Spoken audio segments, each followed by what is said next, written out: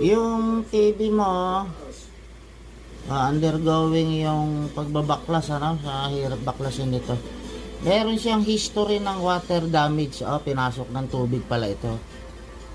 Ayan, kung nalaman ko sana na water damage yung panel, hindi na natin tinuloy kasi medyo critical na ito. Ayan, galing sa ibabaw. Dumaan daw sa ilalim ng board. Galing dyan sa ibabaw. Ayan, yung bakat niya. Tubig yan, ano? Ayan, pumasok. Ayan, tapos nagdire-diretso dito. Ayan, pumunta rito sa loob ng panel. Ayan, may bakat siya na sunog. Ayan. Ito. Namuti na husto yan. Kailangan mabaklas na rin ang tuluyan para makita kung magagawa pa o hindi na.